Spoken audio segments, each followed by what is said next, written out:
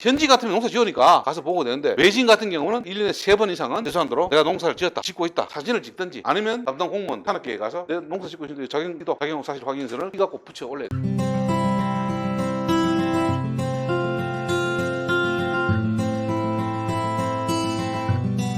그러면서 이제 이 양반은 살래 가니까 100만 원 불렀어. 100만 원 최소한으로 뭐 150인데 있으니까 당신은 100만 원 한 7천만 원 주세요. 그러니까 이 양반 2,300원 받고 700만 원은 하지 않냐. 당장은 3,500을 주겠답니다. 그러면 충분하잖아. 아예 안 해. 팔 걸 들는데, 그때는 또 이게 뭐냐면 개인으로 받아 양도세가 걱정이. 그러면 지금은 다 편법이 있는데 매매 가등기를 하면 된다. 거기부터 그때는 요 매매 가등기를 몰랐습니다.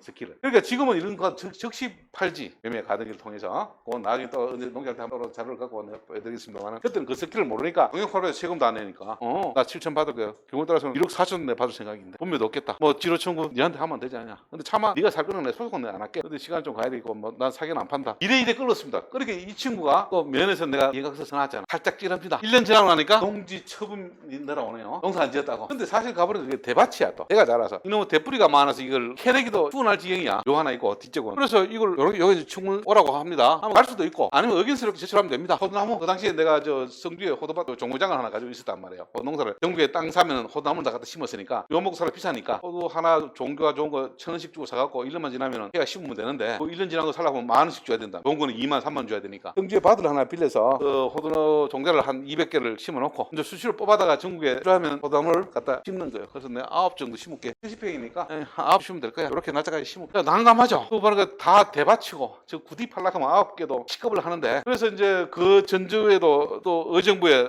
한 30주 심고 늘어오고, 남양주에 또 한 40주 심고 늘어오고, 또 천안에도 한 10대주 심고 늘어오고, 똑같이 처분을 받으니까 그렇게 했습니다. 그래서 심으러 갔습니다. 아니 심으러 가는 게 이 대밭이었는데 누가 또 아직 흙도 안 말고 이렇게 포크레인을 딱 끌어놨네. 앞에 공장에 그 새들어 사는 그 공장지 아줌마가 반찬거리가 없으니까 딱 이거 공터가 이 채사장한테 자기 포크레인 있으니까 이거 좀 끌고도 이거 사람도 안 쓰고 있으니까 자기가 고추라도 좀 씌워 묵게 하니까, 이 양반이 또 알았다고 이 대밭을, 이 대나무입니다. 대뿌리 뭐 일반 사람 못 캐냅니다. 포크레인 다 끌어갖고 해놓은 거야. 나는 친구하고 하나 데리고 가면서 노블 해가면서 야 저 대뿌리 저 의에 팔아갖고 구디 팔아 9개 팔아 그거다 하고 들어갔는데 웬걸 씩쓱 들어갑니다. 시골 이 양반 또 거품 물죠. 아니 자기 살락하고 묘 자기 돈으로 300만 원 주고 묘 정리하게 낼름 가져가고, 옆집에 고추 심으려고 해놨는데 처분이 받도록 해놨는데 와서 이렇게 호두나무 딱 심고 가쁘니까 입상도 여름 입상이 다시 또 처분이 또 날아옵니다. 내가 그걸 몰랐는데 또 아까 전에 얘기했죠. 처분 받으면 다른 농지 못 사죠. 두 번째 살아야 되겠죠. 근데 유예를 받으면은 뇌가 왜 힘이 드냐 하면은 그것도 몰랐습니다. 그 다음에 또 처분이 또 날아오는 거예요. 호두나무 심었는데요. 그러니까 그거 하고는 안 돼요. 내 삶입니다. 그래서 김해 시청에서 연락이 뭐 해야 되는데요. 알고 보니까 처분 받은 땅은 1년에 분기마다 자경 사실 확인서를 떼서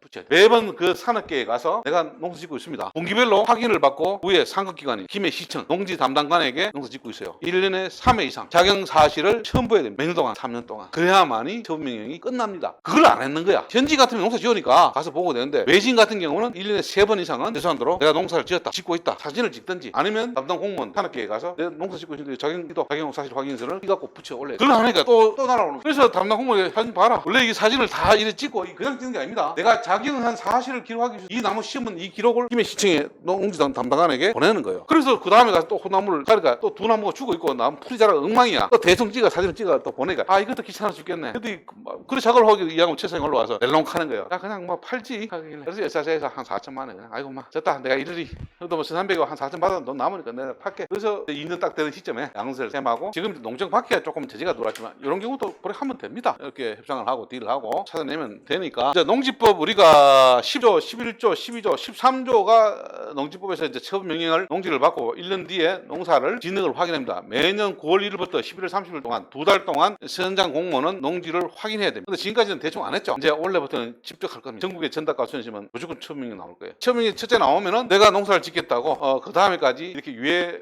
작성을 하면 일단은 봐줍니다. 근데 자경 사실 확인서를 첨부해야 되는 걸 3년 동안 최소한으로 9번은 제출해야 돼요. 내가 농사를 못 지으면 위탁을 하든 아니면 매매 의뢰를 해야 돼요. 처분명령을 받고 농지은행에 매매를 신청하면은 어떤 가격으로 사줄까요? 법에는 공시가나 아니면 주변의 매매 사례 중에 낮은 가격으로 매입. 이게 시급을 하는 거예요. 지가 못 받는다는 얘기입니다. 또 하나 조건은 맹지가 아니어야 되고, 한계농지나 영농 분리농지는 매입 안 해줍니다. 농지연금을 자꾸 이제 아마 이래 되면 내년쯤에 농기연금에 대해서 아마 손볼 때가 올 겁니다. 지금 농기금 투자를 이제 소리 강의 안 나오고 나오죠. 전체가 그 농지에서 아마 재평가가 나올 겁니다. 다 위반 과태가 나옵니다. 이제는 제재가 분명히 들어올 겁니다. 자경을 해야 되고요. 경지 등록을 해야 되고, 경지 등록은 실제 3년 이상 농사를 지어야만 등록을 시켜줍니다. 그런 조항이 이제 강화될 겁니다. 그리고 그 주소지가 있어야 되고 30km 이내에야만이 인정을 합니다. 농민이 아니면 그 땅을 사면 안 된다는 얘기예요. 그런 페널티가 분명히 들어오죠. 그리고 지금까지 그 유농기라 한계농기라든지 영농불농기를 많이 했습니다. 포함 안 됩니다. 왜? 농지연금을 해당되는 땅은 도심의 청년들이 기촌을 해갖고 기농을 해서 기계화 작업을 할 수 있도록 최하 3,000평 단위로 할 수 있도록 청지에. 근데 땅만 사면 된다 하는 식으로 해서 낙찰받은 땅들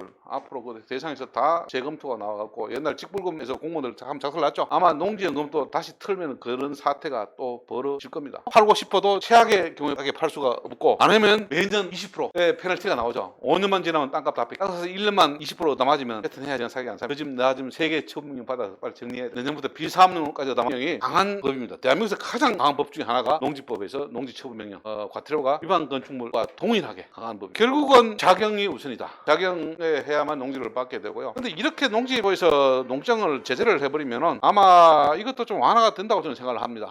제 생각이지만 지금까지는 대선까지는 모르겠지만 다음에 지방의원들 선거 전국에 약 한 120명이 농민 지역구를 두고 있죠. 그럼 이렇게 농지법을 강화시켜버리면은 누가 가장 피해 볼까요? 그뿐이 아니라 농민이 가장 피해봅니다. 처음에 농사 짓는 사람들 대출을 내야 되는데 앞으로 이 제재면 땅값 안 오르겠죠. 가장 피해가 농민이 갈 수밖에 없습니다. 농민들은 땅을 팔든지 대출을 해야 먹고 사는데 지금 60 넘어간 사람들이 뭐 기가 영농하겠습니까? 못해요. 그러면 그 사람들이 팔 수 있고 자연스럽게 돈이 이동될 수 있는 근거를 마련해야 되는데 지금 이렇게 규제를 몰아붙여서 때려버리면 지금 경공매에 나오는 물건들 누가 안 받아주면 그걸 촌 사람들이 다 땅 사겠습니까? 도심민이 안 사주면 그 땅값은 똥값이 되는 거예요. 당연히 불똥은 떨어지겠죠. 아직까지 농민들이 직접적인 피해를 못 느껴서 그런데 대규모 물건이 나오고 실제 농민들이 이제 피해가 볼 시점이 올 겁니다. 지금은 경공매에 나오는 물건들이 외진들이 가진 물건들이 우선적으로 나오니까 사업이 실패해서 적겠지만 이제 농민이 가진 물건들이 경공매로서 진행될 때 갑자기 정상적인 매매가의 50% 60% 이상 가격 떨어지면 반발 나오겠죠. 많아질 걸로 보입니다. 농지를 자제하시면 가장 큰 수익이 납니다. 그래서 여러분들 적당한 농민이 될 공부를 좀 하십시오. 농민이 될 방법 많습니다. 예를 들어서 꼭 우리가 302평 이상 농사 안 지어도 우리가 비닐하우스